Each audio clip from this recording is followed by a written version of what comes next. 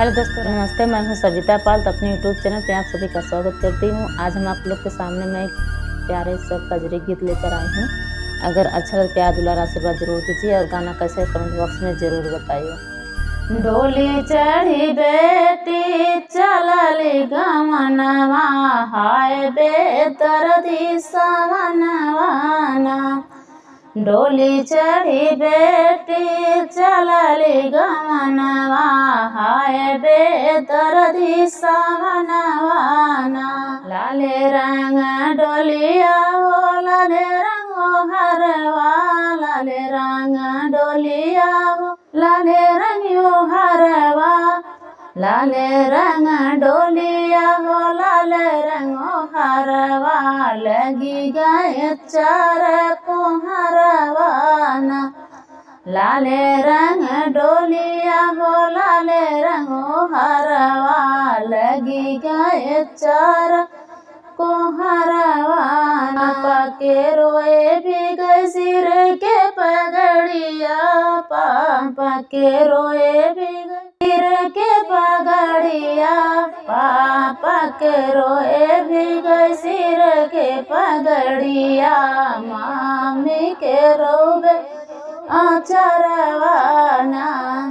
पापा के रोए भी गए सिर के पगड़िया। मामी के रोवे आचरवाना।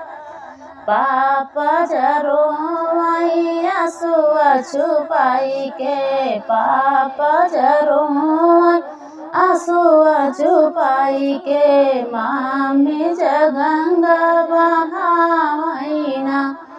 पापा जरो आंसुआ छुपाई के। मामी जी गंगा बहावैना। या जरो माई डोलिया पकड़ी के, भैया जरो डोलिया पकड़ी के। भैया जरो माई डोलिया पकड़ी के। आजू बहनी चलली ससुरवाना।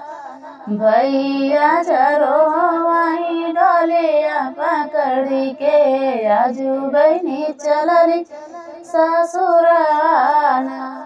चढ़ी चलली बेटी गमनवा, हाय बेदर्दी सवनवा। डोली चढ़ी बेटी चलली गमनवा, हाय बेदर्दी सवनवा। बीज खुशी होई घूमैया गनवा, बीज खुशी होई घूमैया गनवा। बीज खुशी होई के घूमैया गनवा। चली गई आजू बहरनवा। भाभी जी खुशी होई के घूमैया गनवा। चली गई मोर बहरनवा। पापा जदी है अन धन सोनवा, पापा जदी हले अन धन सोनवा। पापा जदी हले अन धन सोनवा। मामी चटक चुनरिया ना। पापा जदी है अन धन सोनवा। मामी जी चटकी चुनरिया ना। भैया जदी हले चढ़ने के घोड़वा, भैया जदी हले चढ़ने का घोड़वा। भैया जदी हले चढ़ने के घोड़वा। भाऊ भाभी कोचे चवलवाना।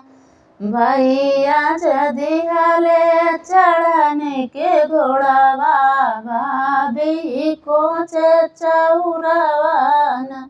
चमकत जाई अन धन सोनवा, चमकत जाई अन धन सोनवा। लहरत जाई चुनरियाना। चमकत जाई अनधन सोनवा, चमकत जाई चुनरियाना। दौड़त जाई भैया के घोड़ावा, दौड़ जाई भैया के घोड़ावा, दौड़त जाई भैया के घोड़ावा, दौड़त जाई भैया के घोड़ावा। फूलिगा कोचे कर चवलवाना, दौड़त जाई भैया के घोड़ावा, फूलिगवा भौजी के चवलवाना।